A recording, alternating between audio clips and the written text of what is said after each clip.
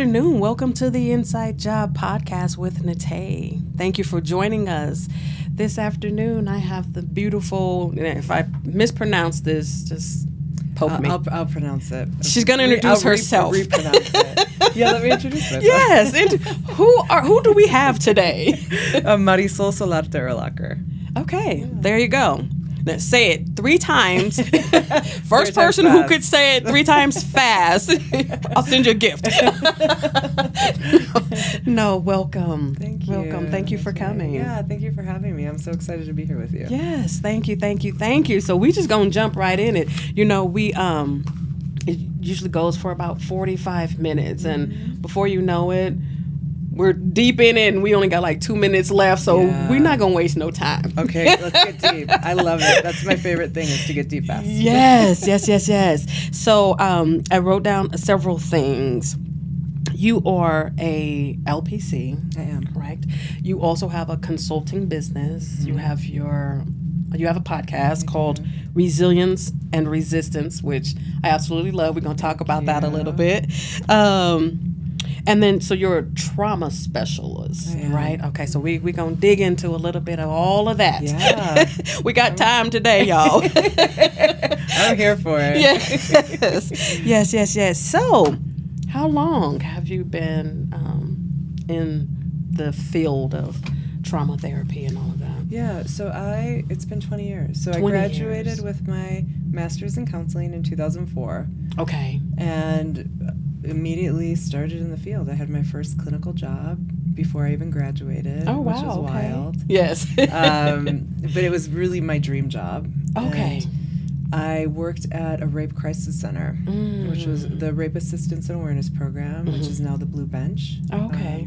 So I was the bilingual bicultural therapist. And so I primarily worked with Spanish-speaking clients who would come to the Rape Crisis Center for services. Okay. And it was there, that was really the formative training ground for me around trauma therapy. It was almost as though, as I was, when we started, and I said I love jumping in and diving deep right away. That's my nature, is to dive deep. And I knew that would be the perfect way to, really understand the impact of trauma and understand treatment of trauma. So that was really my intro to trauma therapy. Now, did you oftentimes we end up in these spaces because of some personal experiences ourselves. Is that your case, or did you just kind of go to school and like, you know what, this is where I'm supposed to be? It's so interesting that you asked that. I think it was definitely a progression, and it really wasn't.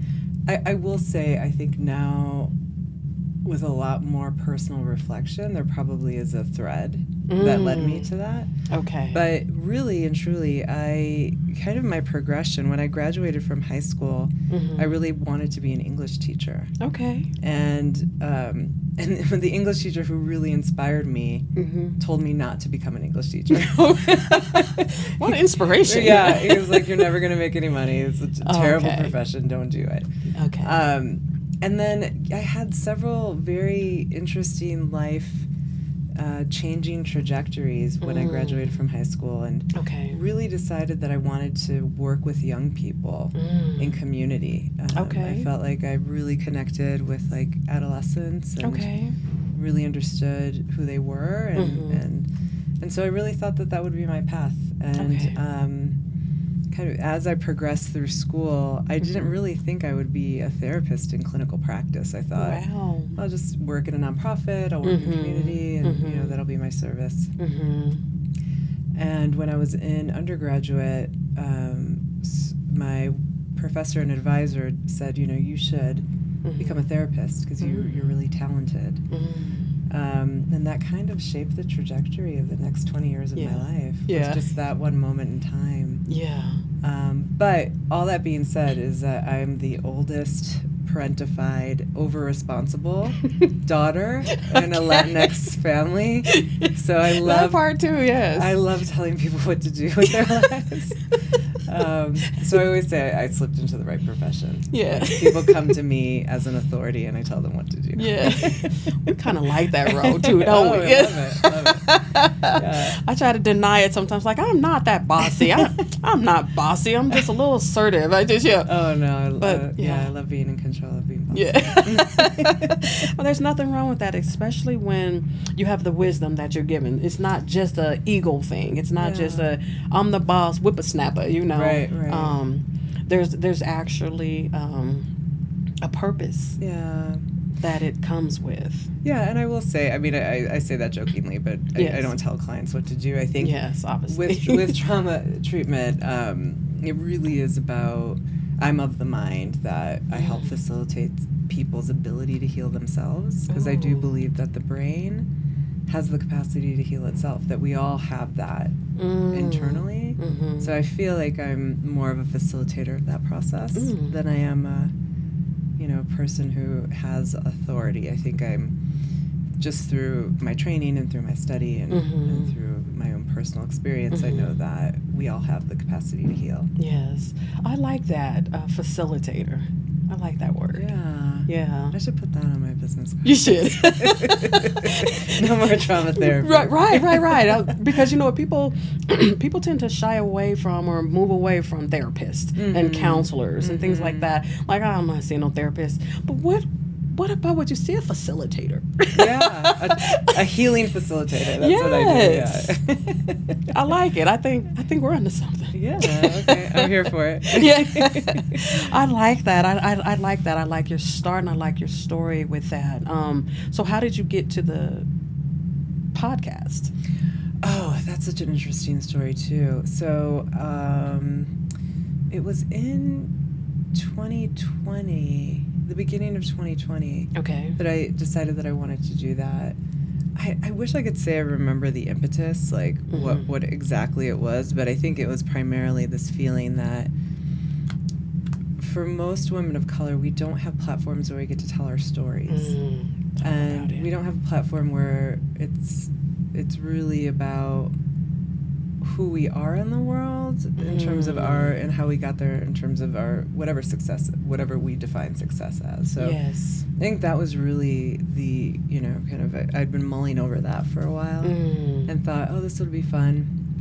And then somehow there was a podcast studio in Denver called the House of Pod, which I think it may still be around, but it might not. It went through some funky stuff during COVID, obviously, as we all went through some funky stuff during COVID. Yes. And there was a class to learn how to podcast, and then you would use the studio and learn how to use the studio and learn how to do it. And I was like, oh, this will be kind of a perfect opportunity to do that. Yeah. And so it started. I can't even remember. I want to say it started like March 1st of 2020. Okay. As you remember, 2 weeks later, everything shut down. Yes. And it may have started in April, somewhere in the spring. Yes. And so we went to a virtual platform and, kind of tried to like figure out how to continue. And so I just started recording. And it really was a passion project for me and kind of hit at the right time. Okay. Like, there was no intent. It wasn't like I'm doing this for marketing purposes or I'm doing it for my business or I'm doing it for... There was none of that. It was really just like, this feels like the right thing to do in this moment. Yeah. And I think it really helped me during that time to navigate what we were all going through. So that's how it started. Yeah. So I love the name.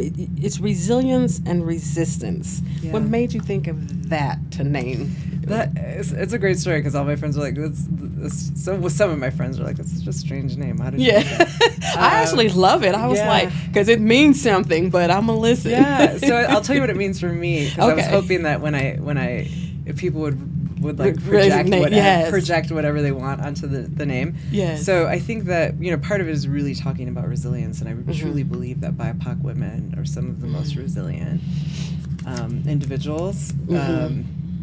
And so I think that specifically, and I really do. I think in my work, trauma-related work, I really think about it in and through the lens of growth. I don't think about it. I really believe that trauma is not terminal. Yes. That if we have a traumatic experience that impacts us, that we have the ability to move through it and grow from it. And so I view resilience as our capacity to continue to grow and evolve. And then I think about resistance is like, then we get to resist the things that impact us. Yeah. Yes. So it's like, how do I continue to move to resistance to the things that want to essentially threaten my humanity? Yes. So that was what I thought about when I named it. Yes. And I can see that. I can resonate with that for sure. And I love that because you heal and you grow through the resilience of it. And then you stand the chance to be able to resist it after come on, that's some good stuff, y'all. I love that. Did y'all get that? Because that's exactly what it means. Exactly what it says. Yeah, that's right. Yeah, that's right. Oh wow, that's awesome. So then you've had probably many opportunities to have women of color to come on and kind of be themselves and just be like, hey, listen, this is it right here. That's absolutely. And it gives them their space. Yeah. And you know, it's so interesting. I used to joke that it was just a time for me to talk to all my friends. Because there may be two people that I've interviewed that aren't a friend, that are not friends of mine. Oh, wow, really? Okay. Yeah. And so, and that's kind of when I went through a phase, like one season of like, oh, I want to do topical things, and I can't really like. Not all my friends are content experts, you know. But really, I think there's maybe two people that aren't close to me, in some way, and so I felt like I knew their stories, and so I already had a lot of insight, and I feel like it really provided the ability to just. Like, you know, I think in this case with the two of us, to go deep quickly. Yes. And I think initially that's what felt so authentic about it. I agree. Yeah, it was like we could go there really fast because there was a kind of an implicit trust in the relationship. Absolutely. And I didn't, you know, I think therapy is very different than this format. Yes. So it has challenged me to like think about how do I talk to people? How do I ask good questions? Yes. What do I really want to know and understand? How do I listen better? So I think I really grew a lot during that time. And I also, everyone tells me that I have a voice for radio. Oh, I was going to say it. I was going to say it. I was just going to wait for one more time. Like, and by the way, you guys, I feel like I just need to put my feet up on the couch and just go ahead and tell, you know, like, so listen, last night I was, but it's a very soothing, welcoming, magnetic voice that it's open. Thank you. It says, talk to me. Oh, I like that. Yeah. Well, it's funny. I tell people, I say, I miss my calling. I should have, I should have been on NPR, but instead, I spent years in an office with only one person hearing my voice. Yes. Oh, wow. Wow. Ever thought about maybe, because it's not too late. You can still. I know. I should. Yeah. I should. It's gonna be. I'm manifesting that next. Okay. Let's just do that part. Yeah. Because I used to do. People used to ask me to do like their voicemails, and leave, because I have this, but mine wasn't. I think it's been called welcoming and all those things. Yeah. It was more so like, the Girl 6 type of thing. Hello. You reached me and I'm not. Yeah. Oh, yeah. It was that more seductive kind of. I don't think I could do that. I need to practice. But it's still that voice that's just kind of like, it's meant for radio. It's meant to be heard. It's meant to be,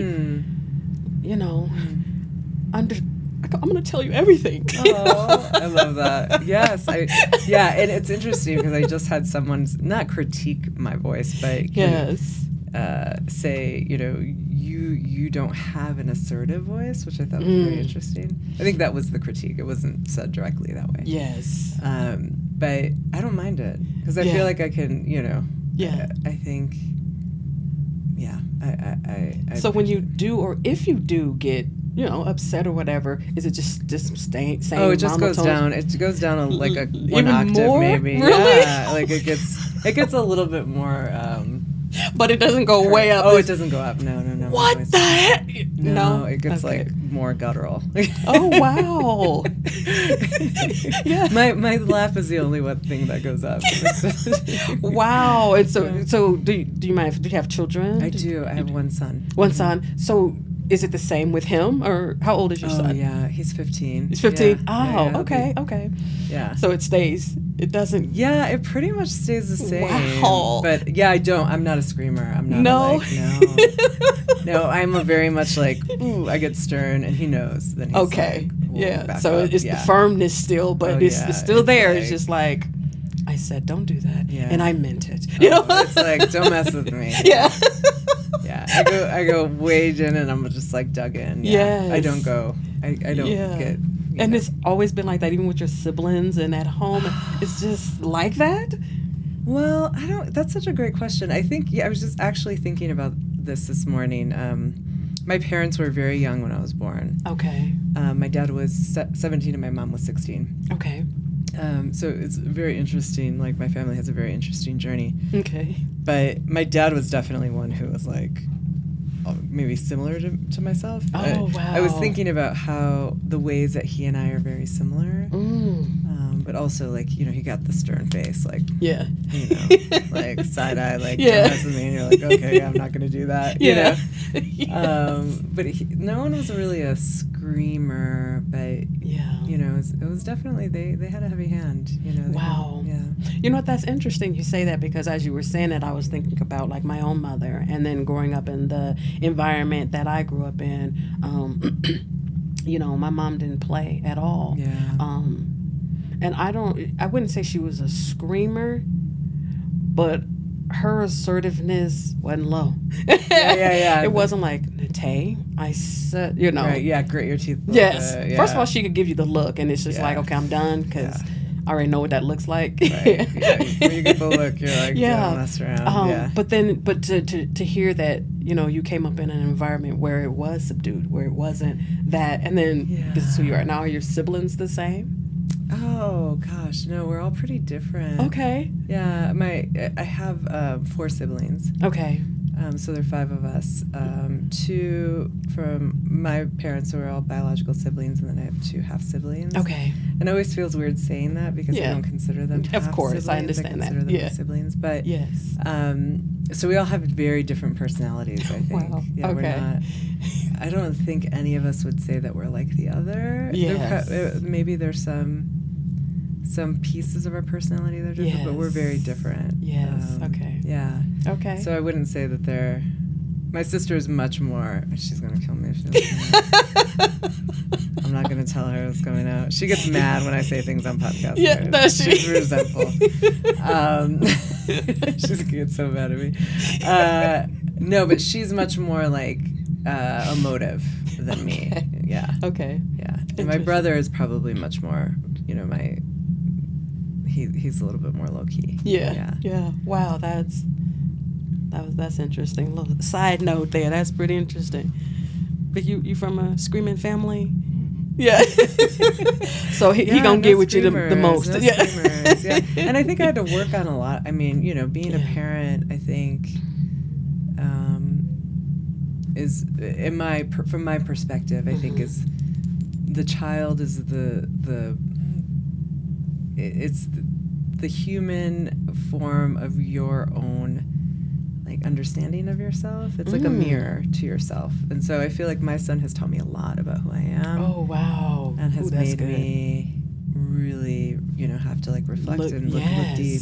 Yes. And that's a gift that we can all accept. Yes. Oh, absolutely. Where I imagine, in your relationship with your mom, there are probably things that have made her have to. Yes, absolutely. And we can either accept the gift or reject it, but I try to accept it. And I tried really hard to deal with my own emotions. I don't think I did a good job early on. But I feel like through the years I've understood okay, here are the ways that I have to regulate myself. Oh, that's good. That I didn't learn as a child. we probably all came from a generation, or you and I came from a generation where it was about discipline. Yes. Falling in line, yes. doing what we were told. Yes. And not a lot of, how do you feel? Like, what's happening with you? Absolutely. What's going on in your life? And so I've worked really hard at one of my primary goals in life is to have a relationship with him that feels close, and that he feels like he's close to me. I want him to, go off into the world and feel that level of closeness. Wow, that's good. That's really good, because when you really look at it, we all want that. Yeah, of course. We all should want that. We should all have it. And we should all have it. Yeah, because, and I have these conversations, and then I sit and then I start staring like, oh, wow. You start thinking. Yeah. Like, oh, dang. I need to. Okay, sorry. Back to us. I done left the building, and I'm trying to fix my life over here now. Thank you very much. See y'all. I told you. Must be the voice. That's right. Because I'm fixing stuff already. Like, let me call her and apologize today. Soon as. I feel that. Yeah. I've been in the same position too. Yes. Wow. So then, how often we're going to switch just a little bit. Sure. This is a good segue. With your clients, now, are you full-time trauma therapist, or have you what are you doing with that? Yeah, I'm transitioning out. Okay. So I was hoping to retire this year. Okay. My 20th year felt like the right time. I was like, this is it. Yeah. I still see a few clients. I probably see, on average, I do 2 to 3 sessions a week. Okay. Which is very few. I used to do like 28 sessions a week. Oh, wow. Which is insane. That's a lot. Yeah. But, in 2021, I had a reckoning where I had to come to terms with the fact that I wasn't dealing with my own secondary trauma. And, just over the course of COVID, and I think the level and the intensity of people's need for mental health services overwhelmed me. And so it was then that I decided that it was time to make a shift. It was time to leave. And so I currently, as you said, I have a consultancy where I provide trainings for companies and organizations around mental wellness, specifically focused on either dealing with vicarious trauma or secondary traumatic stress, or mitigating chronic stress within the workplace, and also building resilient teams, so helping people build their own resilience. Okay. Because I was going to say, of course, obviously, there is going to be a community that's going to miss you. No, that's so kind. Because it is still needed, but prayerfully there are some that can come up, there's many of us out here that can kind of help people walk through, their trauma and all of those things. But it sounds like you're still going to be doing it, just on a different level. You'll be doing it more like group type. Yeah, I think it's a different audience. It's a different audience, and I think I feel really lucky in some ways to have grown up in the therapy world when I did. When I was out, like when I first started my private practice, there was probably, I knew it was me and maybe one other bilingual therapist in private practice that I knew. Okay.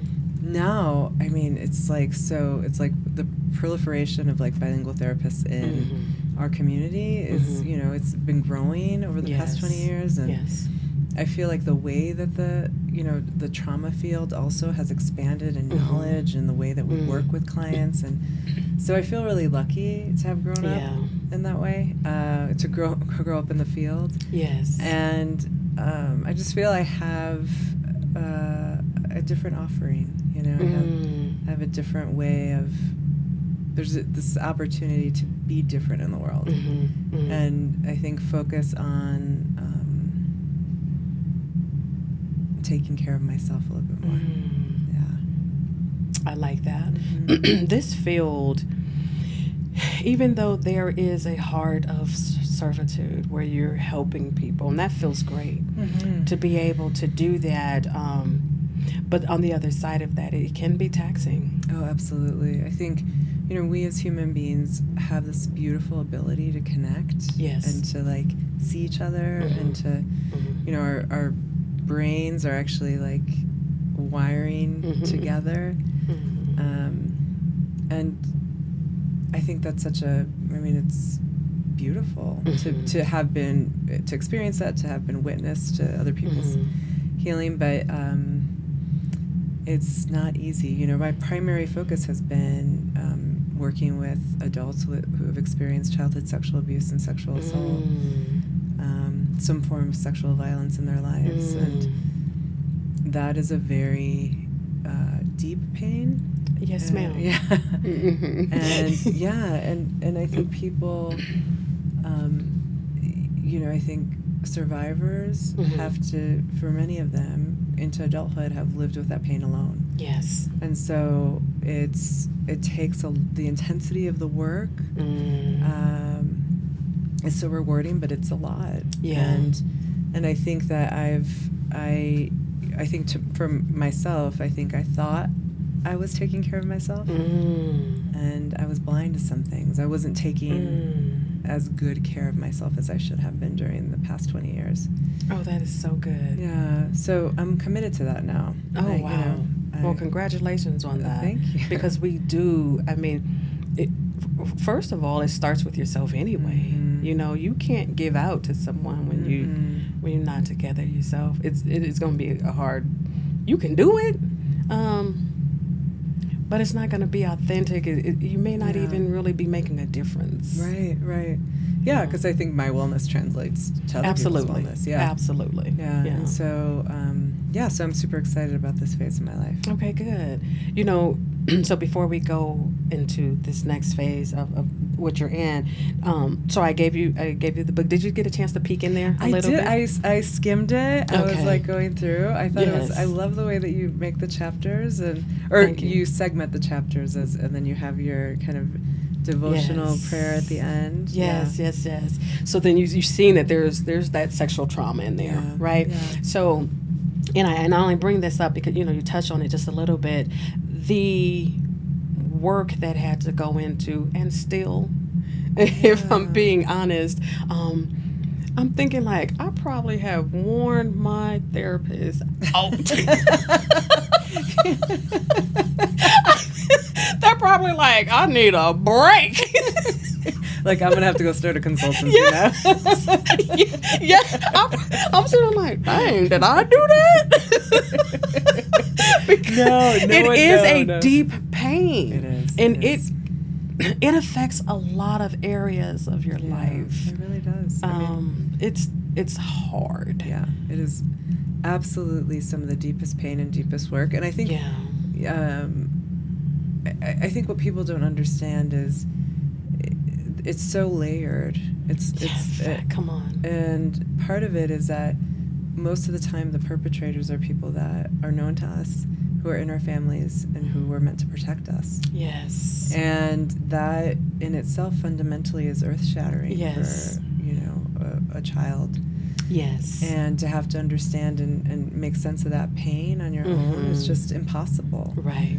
And I think that, I think to your point, it's like, no clients did this to me. Right. I did it to myself. Yeah. In that this is the choice. This is the choice that I made. And I'm really grateful that I made. Like, I always joke that when I was first in the field, I had so much hubris. I was like, I'm going to be the trauma therapist who takes it 30 years. Like, no one's going to beat me. Yeah. But that was my, like, just the way that I live in the world most of the time. But I wasn't, there were things I was really attuned to, and then I think there's some things that are just harder to be attuned to. And there are lots of reasons why that's true, but I think I had the gift of walking alongside people on their journeys. And that's so rich. And, I was thinking this morning, I do a lot of gratitude. I do gratitude every day. And I said, what are the things that are in abundance in my life? And I have so much, And one of the things that I said as a gratitude this morning was like, I'm so grateful for all of the trust that I've had in my life. Because for someone to come with that level of pain to you or myself is takes a depth of trust that it does. Is really, like, I completely understand that. Yeah. So I'm really grateful that clients over the years have trusted me. I don't think that I've done everything perfectly. Yeah. But I really have strived in my career to be as competent and as effective and as insightful as I can be. Because I've been in my own therapy for the past 30 years. Yeah. So I don't take it for granted that. Yeah, absolutely. Yeah, that's I mean, all of that is 100% the truth.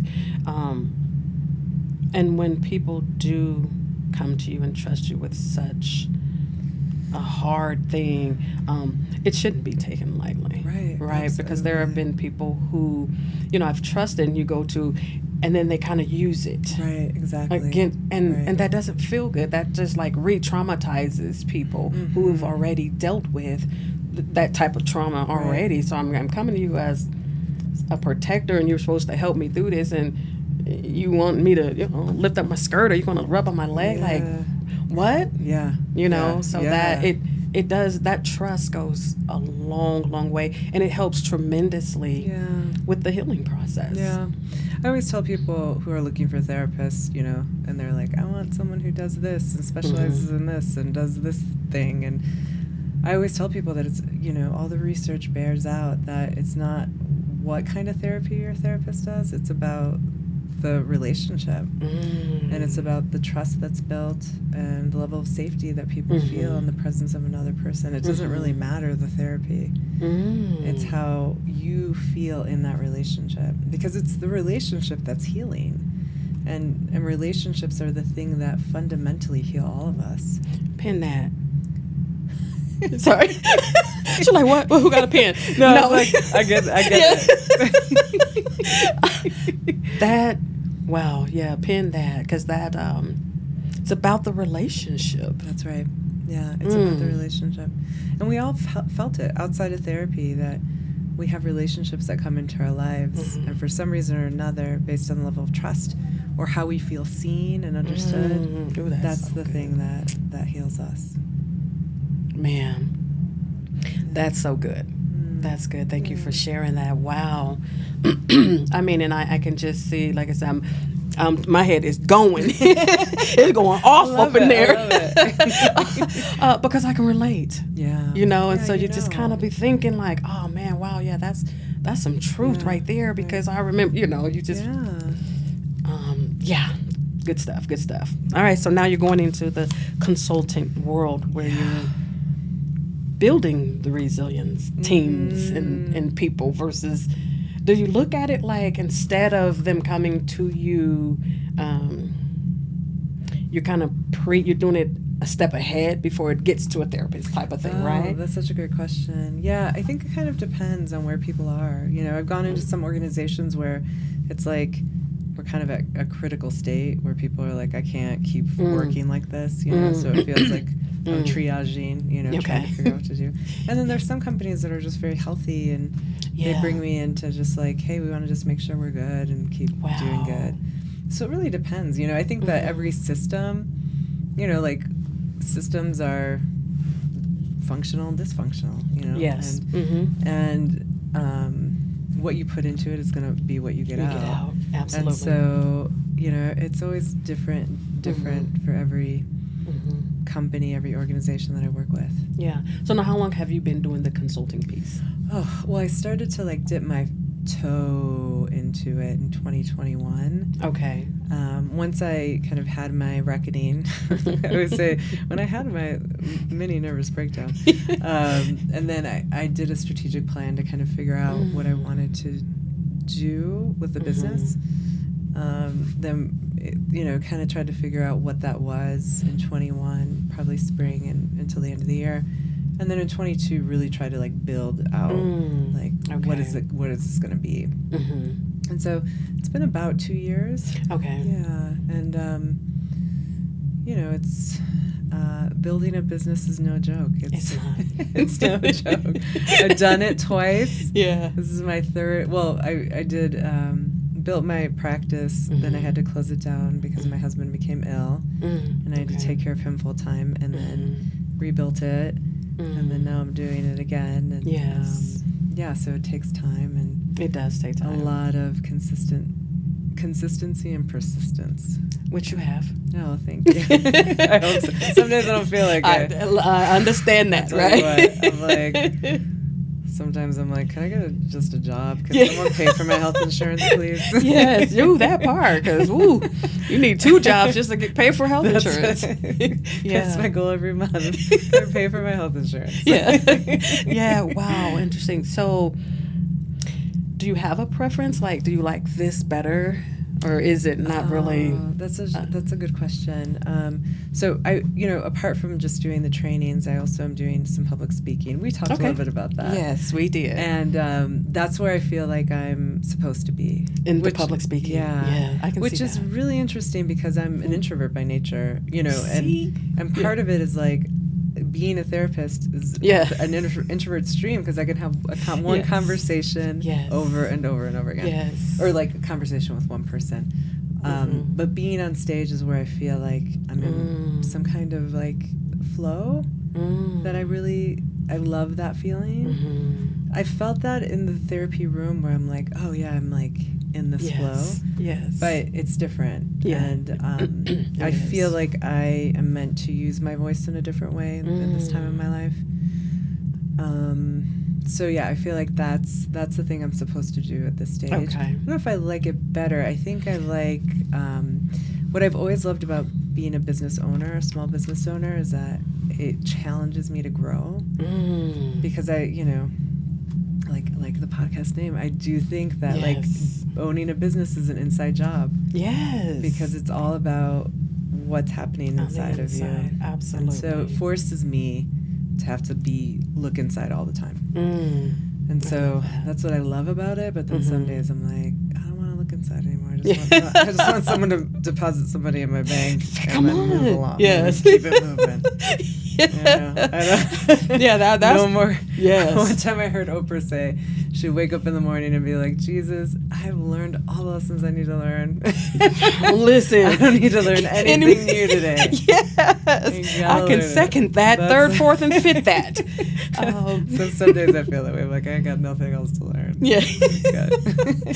Because we get tired. You get that fatigue a little bit because it is work. It's work. It's a lot of work. It's constant. Yeah. It's just you don't really get that break. It doesn't feel like it, at least. Right. Yeah. It doesn't. Yeah.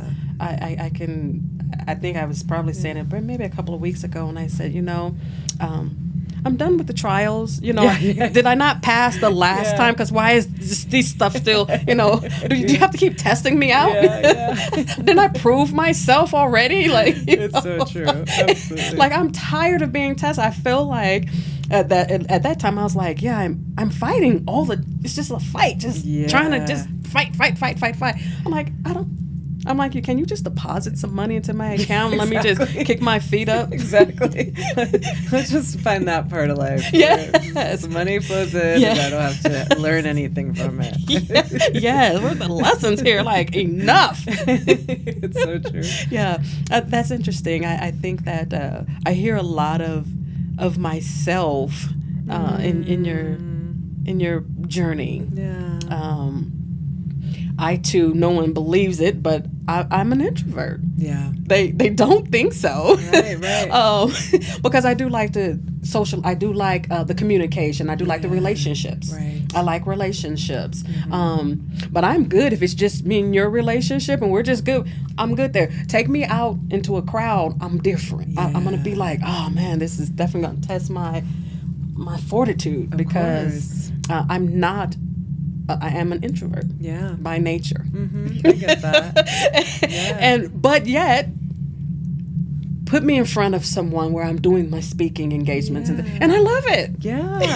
I think it really depends on how you engage the world. Yes. I do like it. So it's like It's kind of weird. Yeah, I know, it is. It's like you're a quiet, you're a loud, shy person. Like, make that make sense. Yeah, my son always tells me, he's like, you're the most extroverted person I know, because he truly is an introvert. He can be alone all the time. But I'm like, no, I'm not. Yeah. My energy comes with, like, solitude. Yeah. Yes. Oh, I love that. Yeah. Oh, wow. So how do you market yourself as a consultant? How does someone who may be watching be interested in contacting you for that? So just on my website, but it's obviously, since I haven't taken new clients in probably 3 or 4 years, you can find my information on my website. It's MarisolErlacher.com.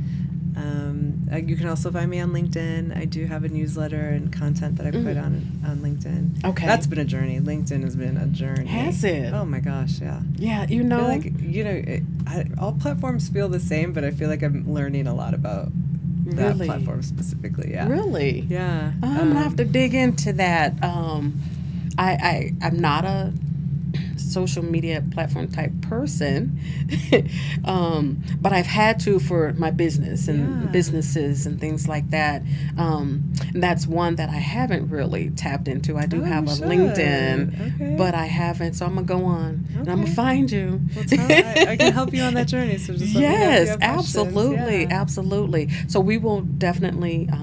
I will post your website for the people to get on. And the Resilience and Resistance podcast. And the podcast as well. Listen, you guys, it's a treat. It is. It's always an honor and a blessing to be before greatness. Let's just call it what it is. You're so kind. You know, and we support one another because that's what we should do. Mm-hmm. You know, Agreed. we should. Yeah. The world is against us a lot. That's why we resist. And so when you forge these type of relationships and develop these kind of relationships, let's support one another. Let's continue to just thrive and be great and bring along, pull, train up, teach what we have to give. I always say, listen, everything that I've been taught and everything that I know and learn, it's not just for me to just keep to myself. Right. And it doesn't always have to cost an arm and a leg for you to get it from me. Right. Exactly. You know? Exactly. Let's just help. I love it. I love what the podcast stands for. I was reading it. Y'all get on there and read it yourselves. It's meaningful. It's powerful. So that definitely, keep up that good thing, and I'll be cheering you on. Yeah, same. And I hope that we can, work a little more alongside of each other in some capacity or another. I love that. And then just as relationship grow and grow and grow. Yeah, and grow. I love it. Yeah. My networks of women are my strongest asset. So I'm so glad that you're a part of it. Amen. Well, I'll take that. Likewise. I think that I'm certain that there's a lot that I can learn. There is. I'm not a baby in this field. No. But different perspectives of it and different avenues and ways that you have gone will definitely teach me some stuff. Yeah. I mean, like already when you talk about not taking care of yourself inside of what we do. Yeah. If I could reach ground there and smack Vic, I would. That's some good stuff. Listen, we talk about it all the time. Self-care. No matter what it is that you're doing. That's right. Yeah. You have to take care of yourself 100%. Or you're no good for anything else that you're trying to do. That's right. That incognito false stuff, that doesn't work anymore. That's not working. For ourselves or for anyone else. That's so right. be you, be rich, be authentic, be healthy, be healed. Yeah. So as we're wrapping up, is there anything that you would like to leave on the table for some of our listeners? Maybe some more good nuggets. Good nuggets. Okay. Well, I'll just say I think primarily, like the work that you do is so important. Yes. And I really do believe that trauma is not terminal. Like, if you've experienced, no matter what level of trauma that you've experienced, it can be healed. And we just have to find the way forward. And reaching out is always the first step. And all that, y'all. And and I don't regret not talking a lot about the trauma space of it, because I want to talk about you. I wanted to get to know you, and I wanted others to get to know you because if they're coming to you for help, who am I dealing with? So I think that this gave the opportunity to do that. I welcome you back anytime we could talk about trauma. Because I think that is important to discuss. You're not in that space much anymore from that space, but it still would be rich for people who can't afford to go to a therapist, haven't, has their reserve about it, to maybe hear some things that that you could share and say that sometimes it just takes just a little bit. That's right. It just takes just a little bit, and I believe you have that. So if I may ask you, if you come of course, back, I would love to come back. Yes, and then we can talk about talk about trauma. We'll deep dive into some trauma. We'll deep dive in trauma. So y'all, she's coming back. Y'all heard it. Hold me to it. Yes, and I will. So I would absolutely love that. Thanks. Thank you for coming on. Thanks for having me on. Being open and vulnerable to talk about your space. I pray your sister has a little grace on you. No. Though you didn't really. Hopefully she won't listen to this. I'm not gonna tell. I mean, she'll see it on my social media. But yes. I'll let her know. Yes. Yeah. You didn't say anything bad at all. So, prosperity, I just speak that into your life. Everything that you do, may it just prosper for yourself and for anybody that you come in contact with. Thank you. I'll take that. And so when we get off of here, y'all, I'm already get the calendar set. So y'all get ready. She's coming back. Get your notepads and your pens, because we're going to talk about some trauma. Awesome. All right. Sounds great. Thank you so much. I appreciate you. Thanks for having me. I love it.